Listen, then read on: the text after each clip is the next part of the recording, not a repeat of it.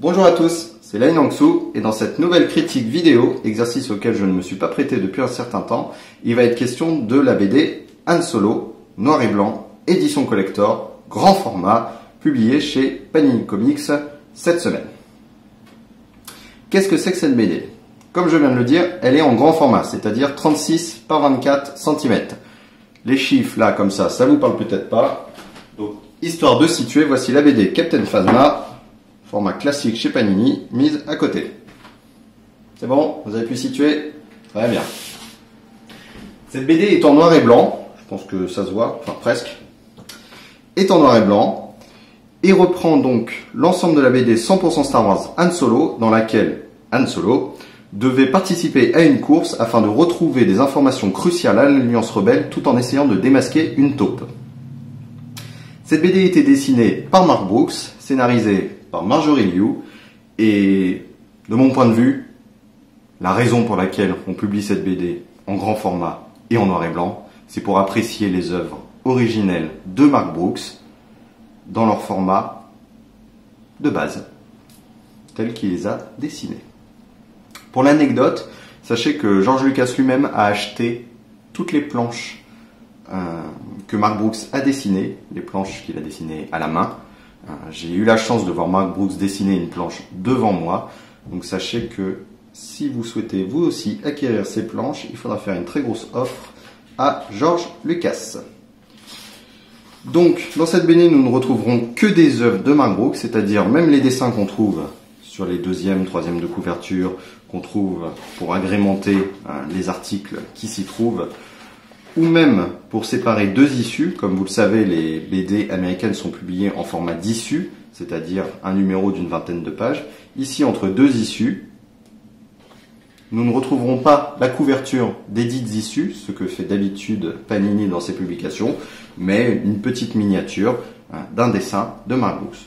Nous sommes donc vraiment sur une BD 100% Mark Brooks, qui est à ce jour, à mon avis, l'artiste le plus talentueux qui ait jamais travaillé sur toutes les BD Star Wars confondues, univers légende, univers officiel. Donc comme je viens de le dire, nous retrouvons des petits articles à l'intérieur. Un premier qui retrace un petit peu l'historique des BD chez Marvel, et donc chez Panini. S'ensuit un article sur Mark Brooks lui-même, qui nous décrit un peu son travail, qui analyse un peu son œuvre, qui nous fait son passé en tant que dessinateur de couverture, mais aussi son présent avec cette BD, qui nous donne des petites anecdotes comme des modèles qu'il a utilisés pour certains personnages, comme sa femme par exemple. Et enfin, à la toute fin, nous avons deux derniers articles. Un sur Marjorie Liu, la scénariste, et enfin trois biographies, puisqu'il y a l'encreur, nous avons toujours le travail de l'encreur.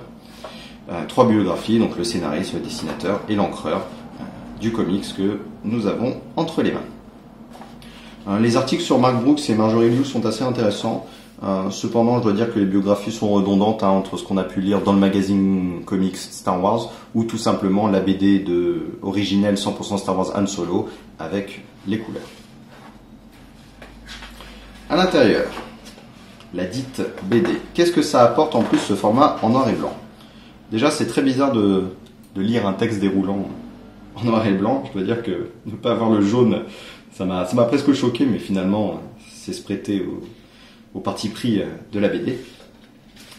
Mais, ce qui m'a dérangé, c'est que sans la couleur, j'ai vu une chose que je n'avais jamais vue auparavant, c'est-à-dire des petits défauts dans les dessins de Mark Brooks. Et notamment sur la tête de Han Solo. Plusieurs fois, je l'ai vu faire des grimaces qui, je trouvais, étaient estompées, que je trouve a posteriori, qui étaient estompées par la colorisation. Là, je suis pas très content du dessin, par exemple. C'est principalement sur la tête de Han Solo, parce que on a l'acteur Harrison Ford, qui est bientôt à nouveau en tête. Et quand on voit ça, on ne le retrouve pas 100%. La colorisation atténuée, après peut-être que c'est l'ancrage qui fait cet effet-là, je ne sais pas. Mais vraiment, j'ai vu pour la première fois des défauts apparaître chez Mark Brooks, à cause du noir et blanc. Comme quoi, peut-être qu'il n'était pas si parfait que ça, mais ça reste au-dessus de tout ce que j'ai pu lire aujourd'hui, même sans la couleur. Je vais revenir sur cette planche que j'avais mise dans ma critique, qui représentait à elle seule, je trouve, tout ce qu'on peut retrouver dans ce comics. Donc au cours de la course, Han Solo doit faire une épreuve qui dure 12 heures. Donc là on avait l'heure 1, 2, 3, 4, etc. 10 et 11 et 12 sont là. Et je trouvais que ça résumait parfaitement, parce qu'on avait le visage de Han Solo, qui était juste Harrison Ford, hein, on va pas se mentir. Chewbacca, un alien, un Duro, Leia. On voyait aussi toutes les multitudes de détails sur le Faucon. Sur l'intérieur, derrière Han, vous voyez, là, il y a toutes les consoles du Faucon. D'habitude, un dessinateur, là, il va nous faire un fond, peut-être 2-3 loupiottes, etc. Là, on a tous les débris de la course. Donc, on avait vraiment l'ensemble du travail de Mark Brooks qui était résumé sur une double page. Et finalement, sans la couleur, ça pète moins. Cette page-là, qui m'avait sauté aux yeux, que je partage, mais à n'importe qui veut découvrir une BD Star Wars, en général je dis Han Solo et je dis 7 pages. Là, il manque un truc. Il manque vraiment un truc. Le reste, ça fait ressortir les visages qui sautent aux yeux, les aliens. Je cherche encore un Han Solo qui est peut-être un peu bizarre, mais non, ça va, il n'y en a pas. C'est très bien.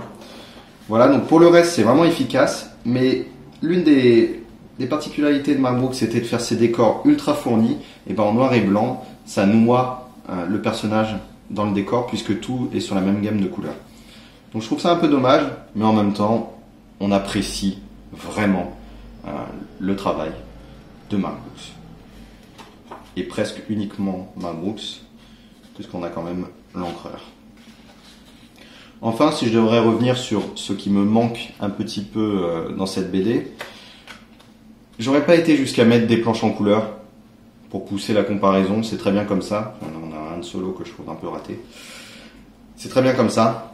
Par contre, j'aurais bien aimé mettre les planches provisoires de Mark Brooks, ses dessins, ses esquisses, ses croquis. Ça aurait pu être très intéressant. Voire, allez, c'était peut-être pas prévu, c'est pas prévu même, voire mettre une ou deux couvertures de Lee Bermejo, qui a fait les couvertures des 3 premières issues, si je me trompe pas, qui a un travail, un style très sombre, et on est dans du noir et blanc, très sombre. Ça aurait pu être sympa, surtout que j'avais vu des esquisses de ses travaux préliminaires en noir et blanc, et ça aurait pu s'adapter peut-être en tout début, en première page. Dans tous les cas, malgré ce petit manque, malgré les petits défauts de Han Solo qui sautent aux yeux, on est quand même dans du bel objet de collection. Panini, on sort très peu sur Star Wars, hein, c'est le 5e si je me trompe pas. On a eu les 3 recolorisations des vieux Marvel de la trilogie originelle, Un Nouvel Espoir, L'Empire contre-attaque, Le Retour du Jedi. On a eu l'Absolute Dark Vador, qui était un très gros format, je pense même encore plus gros que celui-ci, qui reprenait l'ensemble de la série, de la première série Dark Vador. Et maintenant, nous avons cette BD en noir et blanc Han Solo. Mais on m'a dit aujourd'hui qu'une nouvelle BD noir et blanc est déjà prévue. Il s'agit de la deuxième. Panini a déjà sorti une BD sur le même format, celui-ci avec une bande noire, un dessin tiré de la BD. Il s'agit déjà du deuxième. Le premier, c'était House of M, si je me trompe pas. Je suis pas spécialisé Marvel, juste Star Wars. Une nouvelle est déjà prévue, une troisième. Alors, si une nouvelle BD Star Wars plaît autant que celle-ci a plu, parce que peu importe où on va sur Internet, on voit que c'est la BD à ce jour qui a le plus plu. Si une nouvelle BD plaît autant que celle-ci, peut-être aurons-nous un nouveau format noir et blanc, comme cette BD Han Solo. Dans tous les cas, malgré les petits défauts, malgré les petits manques, cette BD reste exceptionnelle. Pas si cher que ça.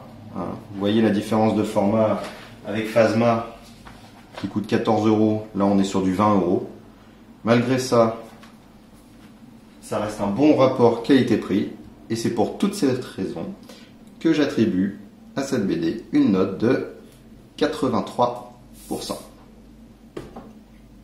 J'espère vous avoir convaincu. On se retrouve, j'espère, très bientôt pour une nouvelle critique vidéo. En attendant, continuez à vous intéresser à l'univers de Star Wars sur Star Wars Universe.